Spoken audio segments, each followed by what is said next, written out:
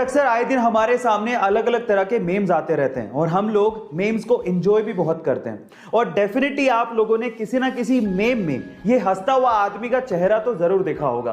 पर मेरा सवाल ये है कि ये हंसता हुआ आदमी का चेहरा क्या एक्चुअली ये एक स्केच है या फिर एक ओरिजिनल आदमी की फोटो है? क्या आप ये बात जानते हैं? चलिए मैं आपको बताता हूं। ये एक्चुअली कोई स्केच नहीं है, बल्कि ये एक ओरिजिनल आदमी की फोटो है। कौन है ये आदमी? मैं आपको बताता हूं। ये एक चाइनीज बास्केटबॉल एग्जीक्यूटिव है और बहुत ही फेमस बास्केटबॉल प्लेयर भी रह चुके हैं। इनका नाम है याओ मिंग। क्या इसके पहले तक ये फैक्ट आपको पता था? और अगर नहीं पता था तो चैट सेक्शन में जरूर लिखिएगा। गाइस, आपको इंडिया का नेशनल एनिमल तो पता होगा, टाइगर ऑब्वियसली, लेकिन क्या आपको अपने पड़ोसी देश पाकिस्तान का नेशनल एनिमल पता है? ये बहुत मजेदार सवाल है। क्या आप इसका जवाब जानते हैं? चलिए मैं आपको बताता हूं। पाकिस्तान का नेशनल एनिमल है मारखोर। आपने पहले कभी नहीं सुना होगा, लिटरली, है ना। मारखोर एक बकरे की प्रजाति है। अब इसका मतलब क्या है जरा उसको समझ लेते हैं। मार फारसी में होता है सांप और खोर का मतलब खाने वाला।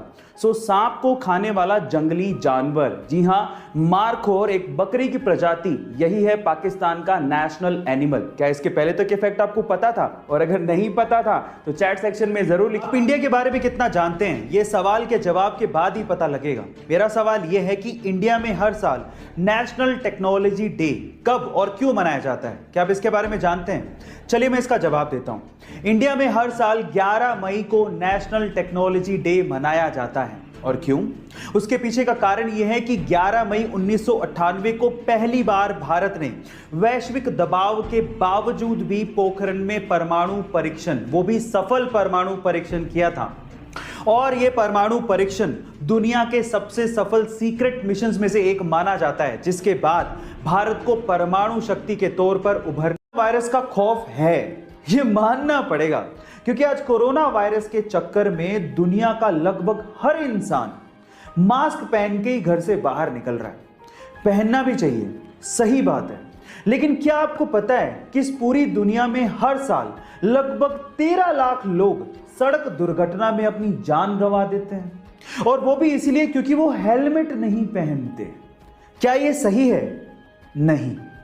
इसलिए आज इस वीडियो में मैं आपसे रिक्वेस्ट करता हूं कि जब भी आप बाइक राइड करने के लिए घर से बाहर निकलें तो मास्क के साथ साथ हेलमेट जरूर पहनें।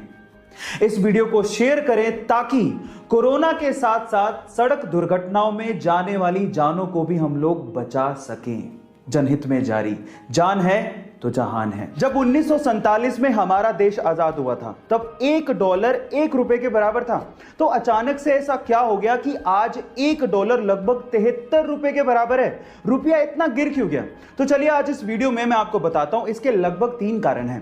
पहला कारण, जब देश हमारा आजाद हुआ था तो बंटवारे के बाद देश को चलाने के लिए विदेशी कर्ज लिया गया था, ये पहली वजह थी। दूसरी वजह यह थी कि चीन और पाकिस्तान के साथ जब युद्ध हुआ तो हमें अपना सैन्य बजट बढ़ाना पड़ गया था और जिसकी वजह से हमें कर्ज लेना पड़ गया था, ये दूसरी वजह थी। और तीसरी वजह यह थी कि इंडिया एक्सपोर्ट से ज्यादा इंपोर्ट करता था, मतलब निर्यात से ज्यादा आयात करता था। तो इन तीनों वजह से हमारा विदेशी कर्ज बढ़ता चला गया और रुपए की कीमत घटती चली गई। गाइस, आपको ये नॉलेज कैसी लगी चैट सेक्शन में जरूर लिखिए। स्कूल फीस की बढ़ोतरी को लेके इंडिया में हर साल कहीं ना कहीं बवाल तो मचता ही है। थोड़ी सी भी फीस बढ़ जाए तो हंगामा होना तय है। लेकिन अगर मैं आपसे सवाल पूछूं कि पूरी ही दुनिया का ट्यूशन फीस के हिसाब से सबसे महंगा स्कूल कौन सा है, तो आप लोग क्या कहेंगे? तो चलिए आज इस वीडियो में मैं आपको दुनिया के सबसे महंगे स्कूल के बारे में बताता हूं। वो स्कूल है स्विट्जरलैंड का ली रोजी, जहां की फीस है $1,13,000, यानी कि लगभग 84 लाख रुपया। लेकिन खास बात यह है कि वहां पर हर 5 बच्चों के लिए एक टीचर मौजूद